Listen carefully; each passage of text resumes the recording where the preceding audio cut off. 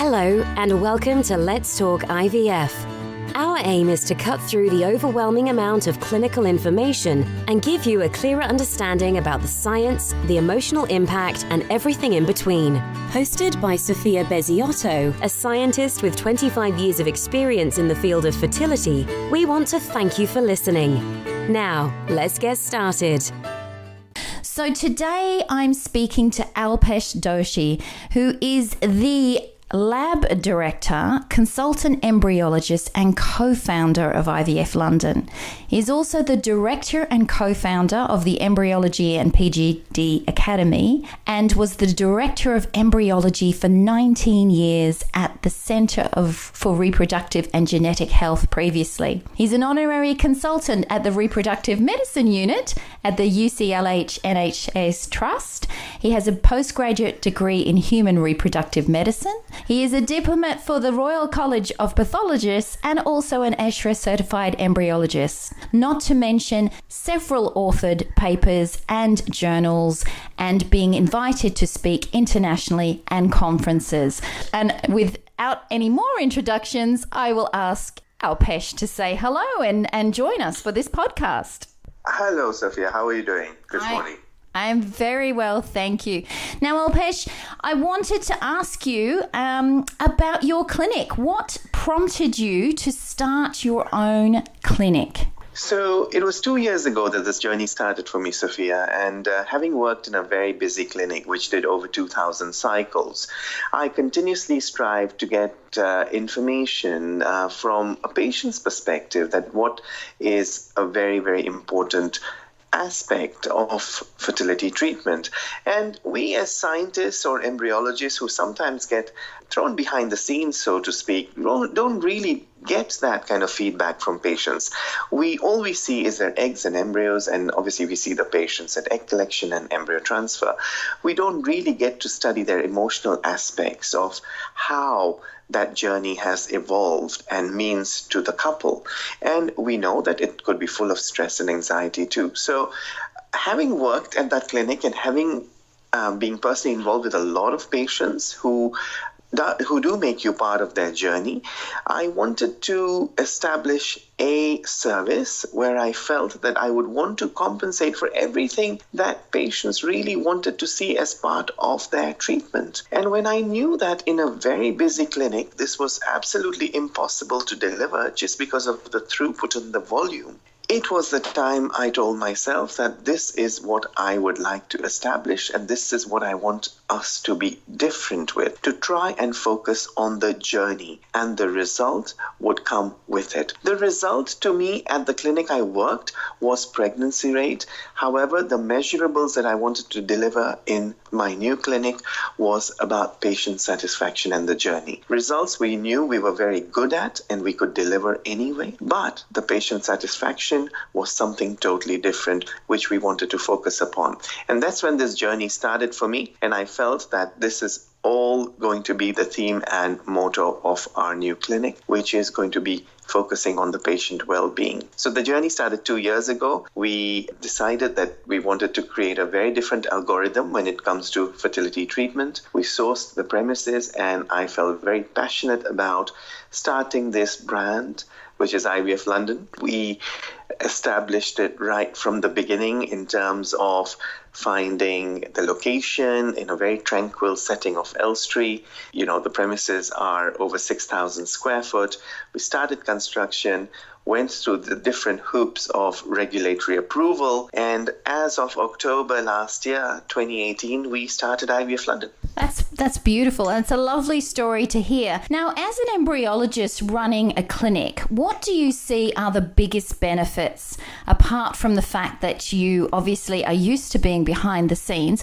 What are the benefits of an embryologist setting up a clinic? In fact, what are you doing differently apart from focusing on that journey, what other things do you think as an embryologist you can give to these beautiful patients that are coming to see you at IVF London? That's a very important question, Sophia, and I think as an embryologist in my personal journey, having learned so many different facets of not just embryology, but delivering fertility care as a general, area of focus. So I learned a lot about business development in my other roles.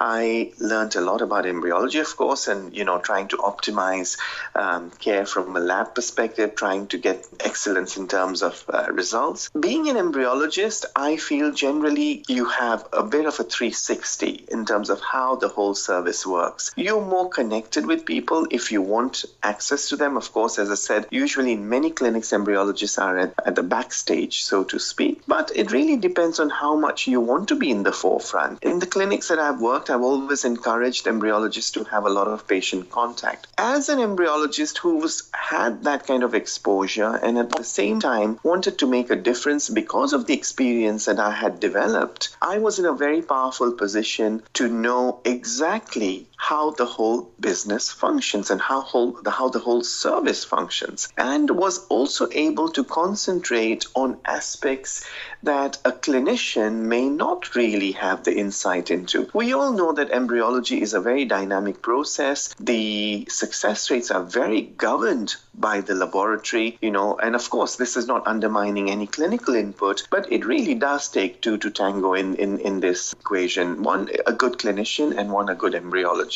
or the laboratory. That's right. And I think, Alpesh, they often say that the real magic happens in the embryology lab. That's where all the exciting things happen. Absolutely, you're correct. And we hear this all the time, and patients are becoming very aware and focused on this aspect whereby they choose clinics based on the embryologists that are working there. And again, this is not to undermine any kind of clinical input, but the whole aspect by which patients are choosing their clinics has changed to 10 years ago. And a lot of patients are now very savvy to learn a lot more about the scientists working there, the results that are being delivered, and what novel technology the lab offers. So here I feel at IVF London, we have it all covered. The clinic scientist-led or scientifically led as well. We try and make our patients very aware right from the consultation stage of what we do differently, what our ethos is, and as a scientist, someone who can spend a lot of time with them explaining the whole journey. So to add a bit more about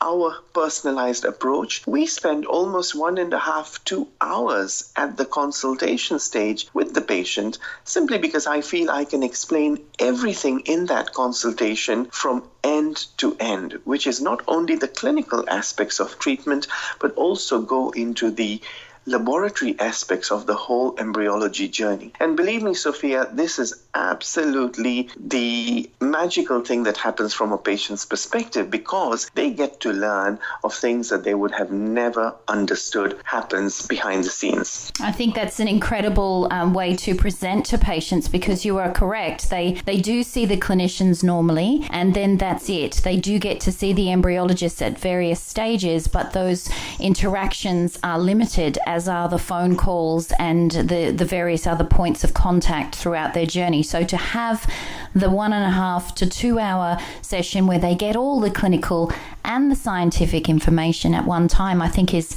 a brilliant idea, and certainly an approach that I think more clinics should be adopting. Now, you touched on treating the whole patient and the journey. What are some of the extra services that you offer your patients at IVF London? Right. So, Sophia, one of the things that I believe very strongly in, and again, this is from my own personal experience through patient interaction in my other roles in the other clinics. And one of the comments that I often got, that we felt very lonely, or very, we were left to kind of deal with the whole process on our own. And as much as I said, reproductive biologists, scientists, clinicians, we never tend to understand what is really important to a patient. I took that as a personal objective, that is the area we wanted to focus on. So at IVF London, the whole process starts with the approach that it should be a stress-free start. So in answer to your question, what are the extra services that we offer? We believe that the first service that we're very different with is what we call fertility coaching, whereby the couples have a direct interaction with the fertility coach. The coach tries to understand the current level of stress, whether that's built up from the relationship, whether that's built up from the infertility issue, but they really put the whole process, or they start the whole process with a very stress-free start. And this is not always easy, Sophia, as you know, and you worked with patients for many, many years. What it really needs to begin with is a very calm and collected patient who feels empowered and in control of what's going to happen. And most importantly, they need to have a very good handle on what the whole journey is going to involve. It's amazing and unbelievable, Sophia, the number of times the patients tell us that we had no clue that this is what IVF is going to involve. This is how many visits is going to be. This is the number of injections we have to take, what the egg collection is, what the embryo transfer is. So there's a lot to be said about making the patient the focus of the whole process,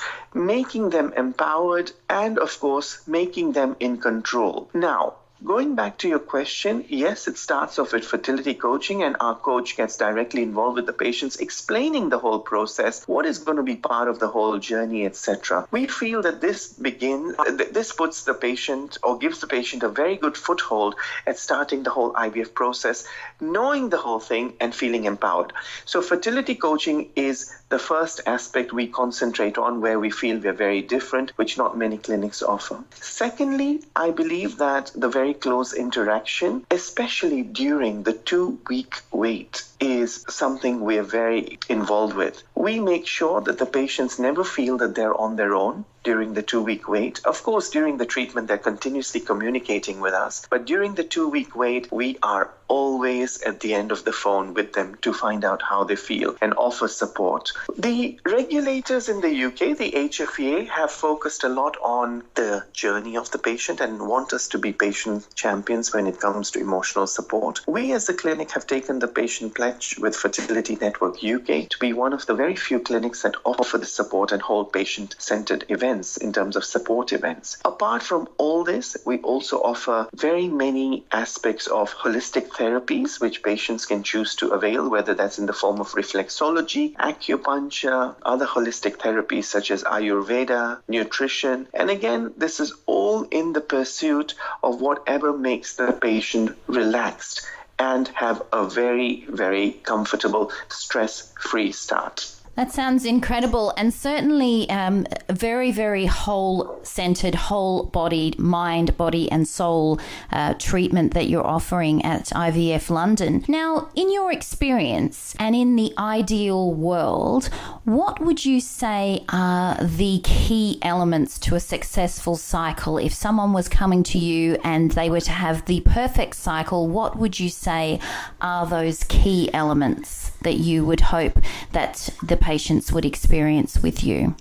So the key elements are from a patient's perspective, and this is only from the very limited feedback that we have received as a new clinic. Of course, as I said, this is the start of our journey. And every time we complete an IVF cycle, we are very involved with our patients, and we try and get as much positive or negative feedback or constructive feedback, which will help us develop our services as a new establishment. And I must say that the most common factors that come out that have really benefited or the patients have found beneficial are the continuous communication that they are able to have with us. From a patient's perspective, it is very important to be able to talk to the clinic and the staff when they want to, whenever they feel they need the support. We have an out-of-hours on-call, but it's not only for emergencies, it's even for any kind of support. So patients feel that they are more accessible to us. They are always accessible to us. We always spend a lot of time with the patient, even when they come for their routine appointments. So there is no rush.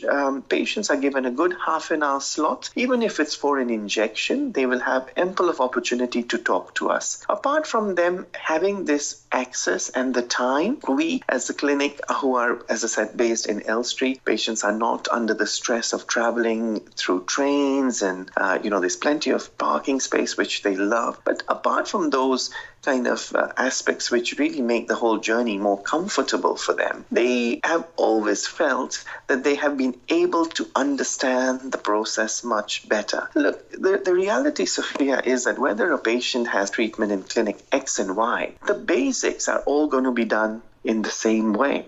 Everyone's going to be putting them through a stimulation regime. They are going to be having their monitoring scans. They're going to have the egg collection. They're going to have the embryologist chat with them daily. And of course, the embryo transfer and embryo freezing potentially. That's not really too different from what we do at IVF London.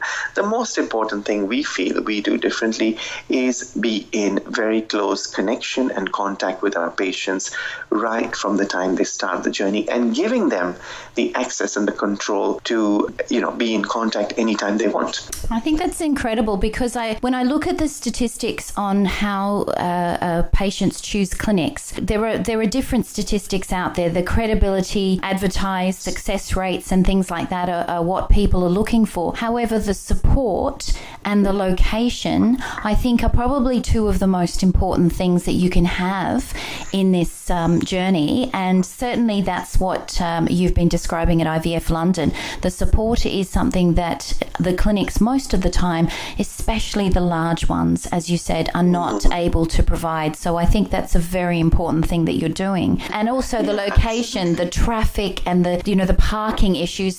So many times, even in my time as an embryologist, I've seen people racing to embryo transfers late because they've had trouble in traffic and parking, which, as you and I both know, that's absolutely the worst possible environment to have your body in when you're about to, your mental state and your body in that sort of stress when you're about to have an embryo transfer. So I think location is exceptionally important, as well as the support, which is, I think, for me, the two biggest factors that you're mentioning there at IVF London. You're absolutely right, Sophia. And I think one of the other things I want to mention is I often used to hear in my old job that even though we were a very successful clinic, but at the same time, a lot of patients said, well, the whole process was so stressful that we'd rather not remember our treatment. And it's actually very sad to hear that, because as an embryologist who's really been, passionate about delivering care, we knew that there were a lot of things we were doing right as a clinic in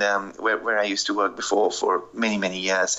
But most importantly, when a couple says that, it was very stressful and I'd rather not remember that journey, although with many patients, it was very successful because the results were outstanding. But we want to make it a change, and certainly this is a big thing to expect. I know that a lot of patients, by the time they come through the fertility treatment, are super stressed, and they really want to kind of get on with it and get it out of their way. But we want this to be a very memorable journey. And I know it's a lot to expect, but it certainly is something that every clinic should work towards. Why should it be a very pessimistic journey whereby patients do not want to remember that aspect of their life? It should actually be a journey that patients want to talk about and obviously feel very proud about because they've had a good journey. Of course, it is the creation of life. And of course, if it works for them, that should be a very memorable part of their journey, not something that they do not want to think about. So we really need to focus on how to ensure that we deliver a very good and memorable journey for the patient. Of course, and if it works, that is the most beautiful memory they should have. Exactly. And I think that you're exactly right there, because there are so many posts and social media posts about the trauma with the injections and the needles and the failed cycles and things. So I think if you can make that journey a much more pleasurable journey and a journey that they can look back with in a fond memories, I think that's an incredible thing to be doing. Now, since you've started this clinic, do you think that other clinics will be following your lead in terms of treating the whole patient? And are you seeing that more in London now in terms of, you mentioned the fertility network and the pledge and things like that? Are you seeing that more more that you've started the clinic now, that other clinics are following your lead?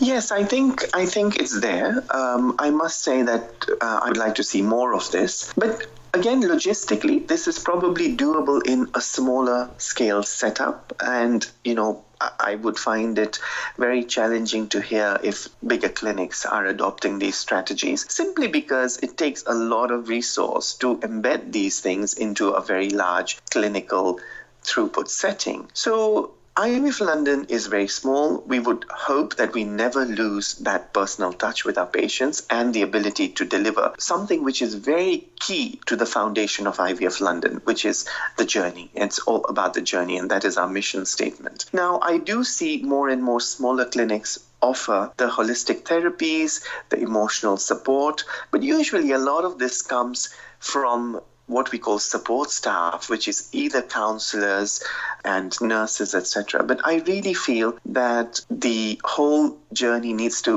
when I say the whole journey, I mean the journey from a clinician's perspective needs to start embodying the mission statement, whereby the support has to come from the lead clinicians and the lead scientists. This is the people who the patients have come to meet at the clinic. So we have to really kind of start talking about that whole journey experience and the support right from the consultation. And Sophia, it's not something which is very easy to deliver at every stage.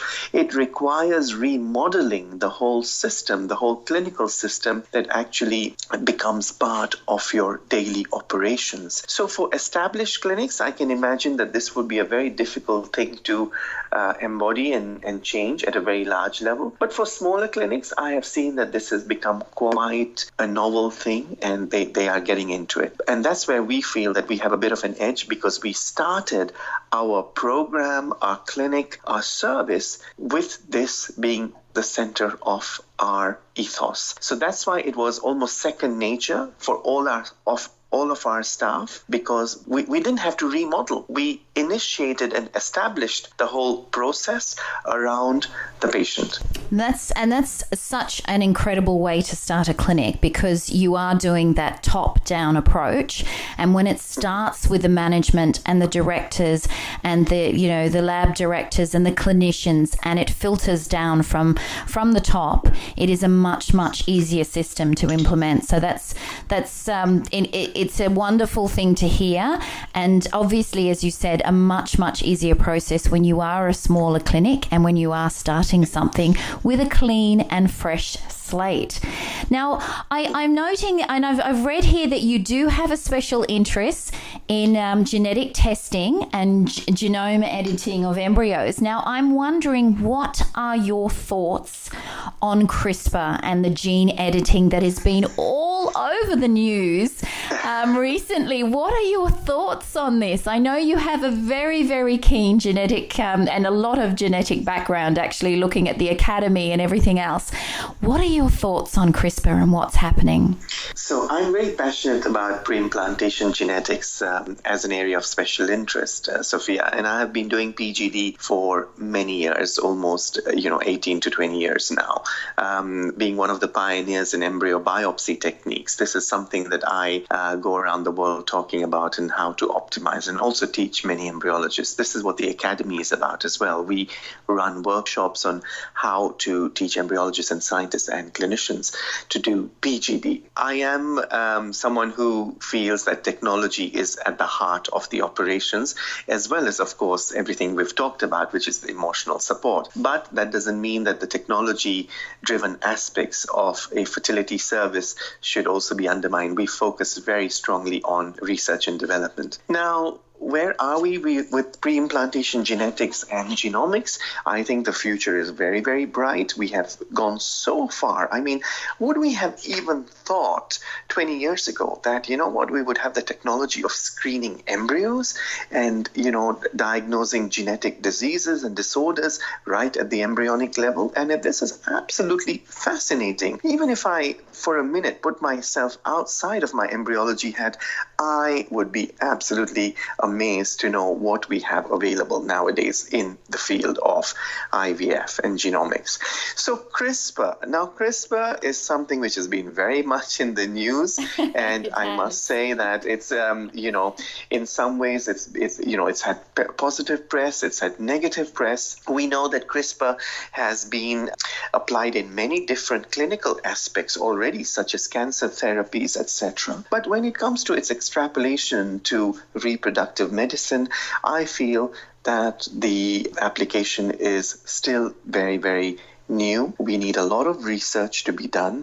We've all recently heard of the Chinese scientists using CRISPR technology to make human embryos recently, and of course they claim that they have achieved pregnancies from it and live births. Now, we really believe there's been some international rejection on the technology when applied to reproductive biology, and I support that notion. That I feel it's a bit too early and a bit too dangerous and irresponsible as well for us to be using technologies in the wrong direction. Any new technology, in my opinion, needs to have validation. It needs to have a lot of validated data.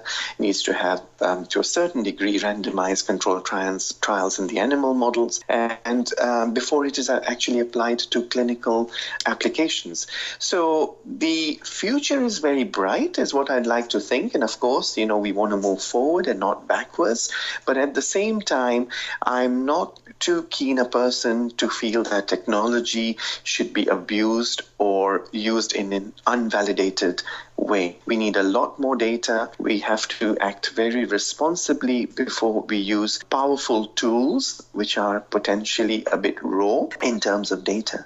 And of course, we need to understand we're creating human life here. So we have a huge responsibility. So I've definitely got my eyes and ears and everything to the ground, because I'm really, really keen to see how this technology evolves and how we use it constructively and positively, and most importantly, safely. Yes, I think that is the most important point, safely.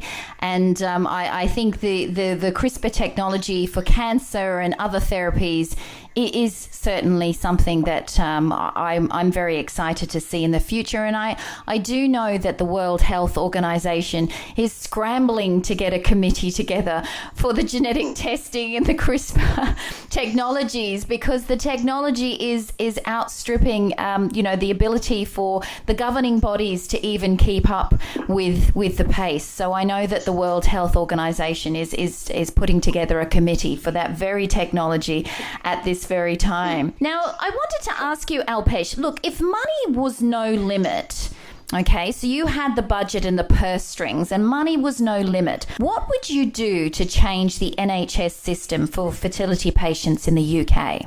So, we know that one of the biggest paralytic factors of the NHS is money. So it's very, very difficult to kind of comprehend or get into that state of mind thinking that what if money was not an objective? But yet, if money was not an objective, I would really make fertility fairness one of my first priorities if I was involved in the NHS.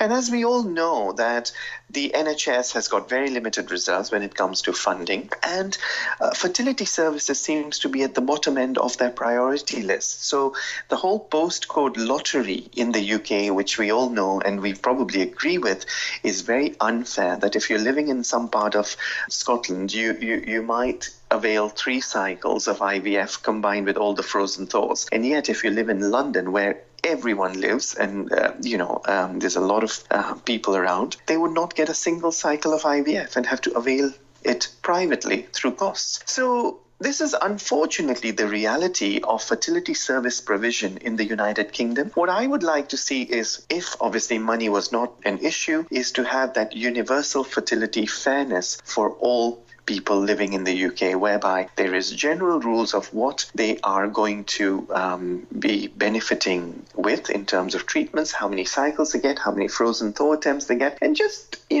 having, it's not about being able to, it's not about where you live, it's about treating everyone fairly. So that's where I would feel that there needs to be some focus on the NHS in terms of its spending on fertility services. Fantastic, yes. And I've read a lot about the postcode lottery. There's certainly been a huge social media campaign with the postcode lottery and the Scream for IVF. Now, just a couple of personal questions now, Alpesh. I was going to ask you, what are you reading currently? What book are you reading? So, Sophia, I'm not a reader, actually, and that's very surprising. Oh, my goodness.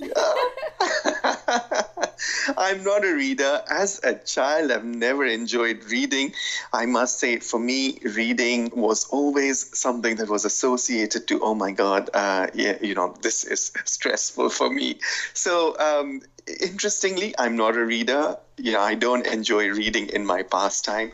What I do enjoy reading, though, is some scientific content. So I I'm quite widely published. I enjoy writing papers, research. And for me, reading purely involves reading a lot of journal papers. This may sound very geeky.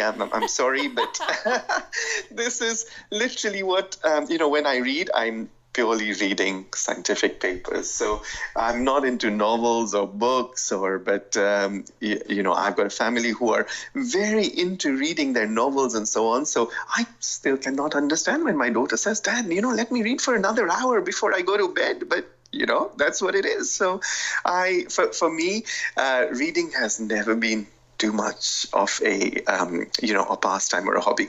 It's certainly not a leisure activity, but just looking through your bio on the website, I can understand why, because clearly you're a very, very busy man and all your attention and energy is going into the field of fertility in some way, shape or form, it looks like. So very, very busy reading other articles, as you said, and mainly journals. That's okay. Now, a question I do ask all my guests, and I would love to ask you, Alpesh, is when was the last time that you did something for the first time, and what was it?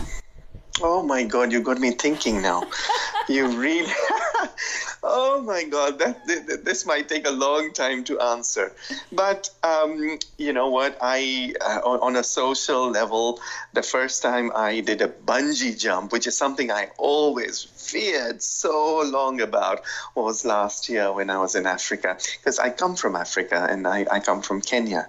And we decided last year to take the kids on a lovely tour, to quite a few of the African cities. And, all of us did bungee jumping. So it sounds something very small, but it was the most exciting thing I've done. And for me, that whole fear factor that I had was, of jumping through heights and everything. And it was absolutely exhilarating and a very adrenaline moment.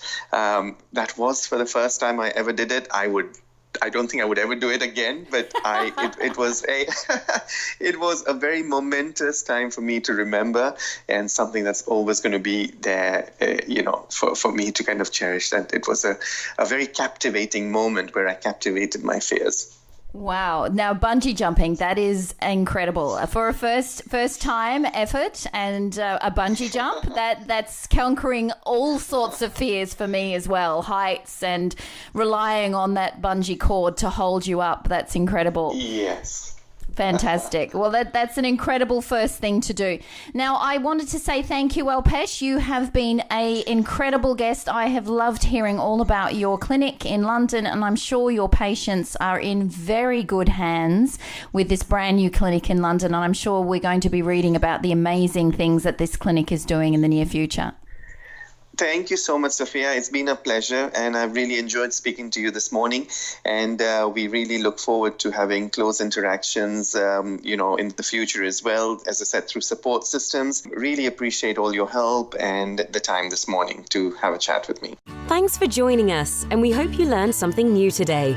If you'd like more information, please visit our website at www.ivfcoachingclinic.com.au or our Facebook page, IVF Coaching Clinic, where you can talk to Sophia directly and find out more information about coaching and how it can assist you further. Until next time.